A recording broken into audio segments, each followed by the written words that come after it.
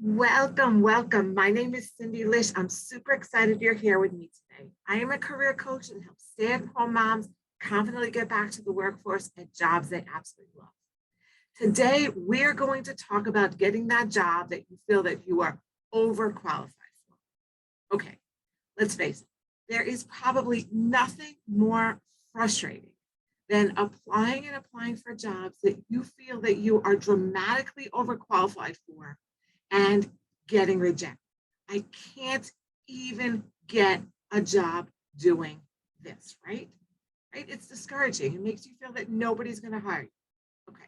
So here's what we're going to do. First, we're going to reframe how we're looking at these jobs. We're going to put a different perspective on it. And then we're going to talk about how to get those jobs. Okay.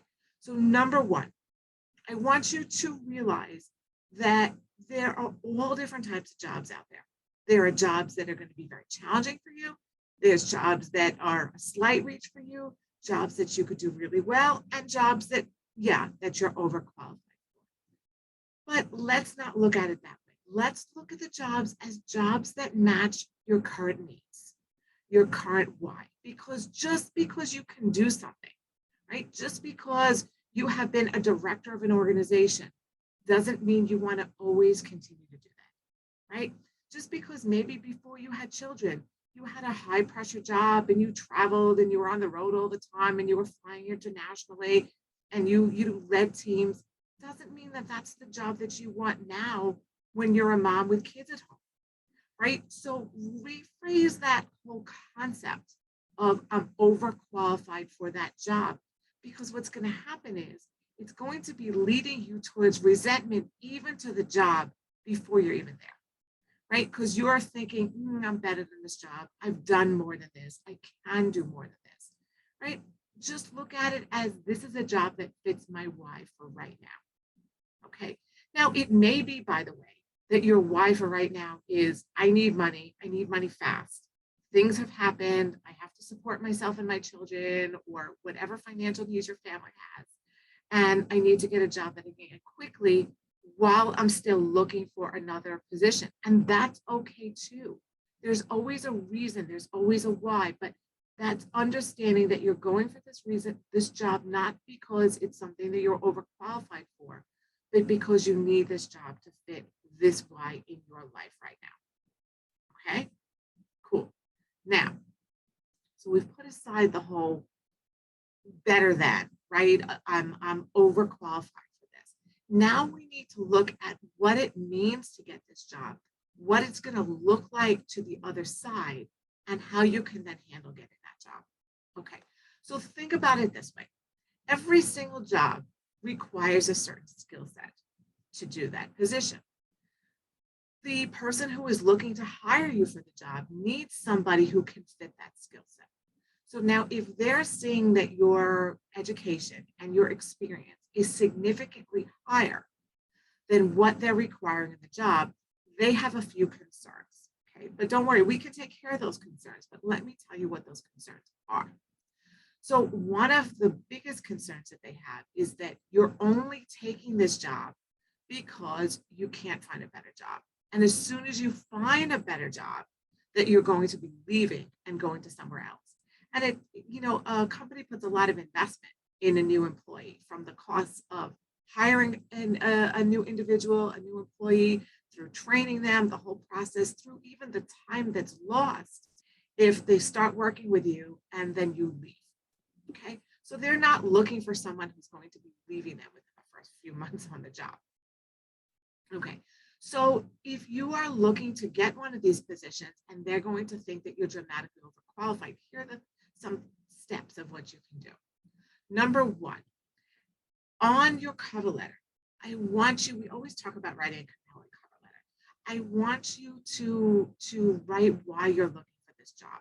And when you're writing why you're looking for this job, you have to not make it seem like, well, I'm just taking this one because I'm desperate for money. You have to make it seem like you're desperate, I'm sorry, not desperate, excited, that's the word, excited, passionate about this job, this company, and show them why.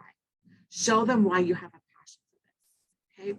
It may be something where you're explaining that, in my past life, I have run this, that, and, this and that organization, and I can bring those skills of doing this, and this with me to your company, and I can provide this for you, right? Showing why you would be a good fit because, it's very interesting, but, you may have excellent presentation skills or sales skills or negotiating skills, but you might not have great administrative skills or typing skills or data entry skills or other things that are required for this job.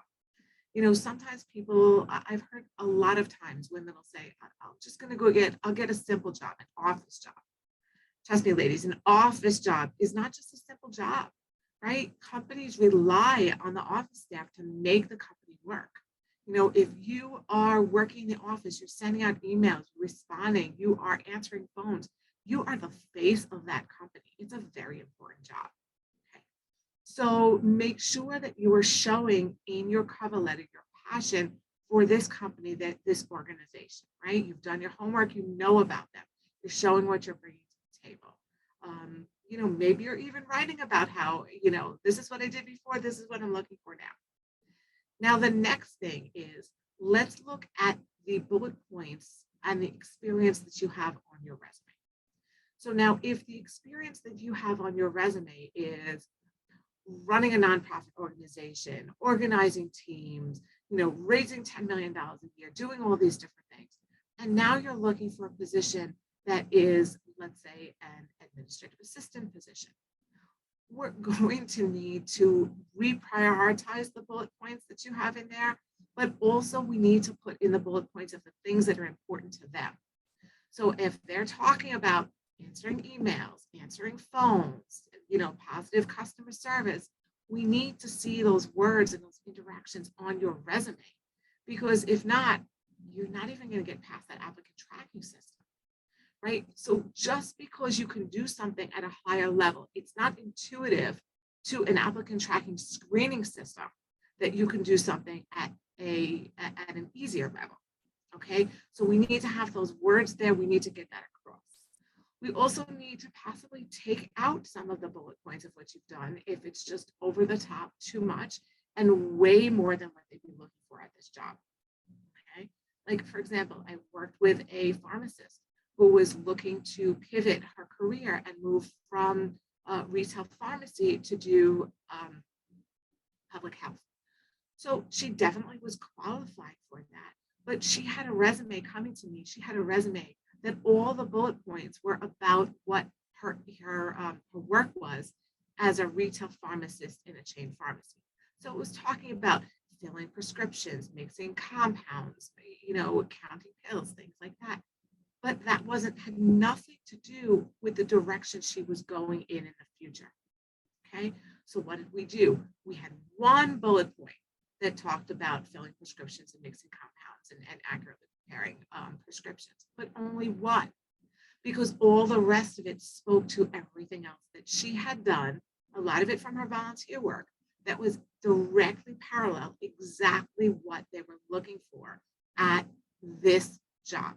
Okay, and I'm not going to say it's a higher level, lower level, or anything else, just a completely different level, a complete pivot from what she was doing before. Oh yeah, by the way, she got 2 job offers. But anyway, it's a matter of putting that forward. So if you are looking for a job that seems to be an easier job than what you've done, you still need to show that you have those skills. So a job that may be at a simpler level probably has a lot of computer skills in there. If you're not showing that you have those computer skills, you're not getting past that applicant tracking system. Okay, so you're understanding what I'm talking about here, I know you are, is that you still, no matter what level it is, you still have to show why you want this exact job and why you're qualified for this exact job. Okay, like for example, if it was a data entry position, I have a lot of talents and a lot of skills, and I could motivate, inspire, I could run programs, I could write course content, I could teach lectures, I could lead groups. My typing skills leave something to be desired. Okay, so if I could not get a job doing data entry, even though all it is copying numbers from here and putting them into the computer. I'm just not fast enough. right? I'm just not fast enough with the accuracy that they would need to go and do that job, right? So you see what I'm saying? Just because I've done things that are at a higher level doesn't mean that I'm the right candidate for that.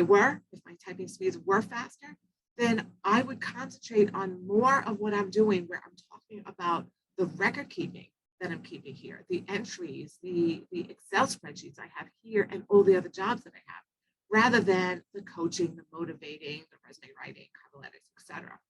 Right? You get it? Okay. I hope this is really helpful for you. I have a lot of content for you. Pop it over to my website, free masterclass, lots and lots and lots of YouTube videos, opportunities to talk one-on-one with me, because I can definitely help you out in your personal job search. Okay, I hope you have a super productive week. Always remember you're a warrior, and I'll catch you next week. Bye-bye.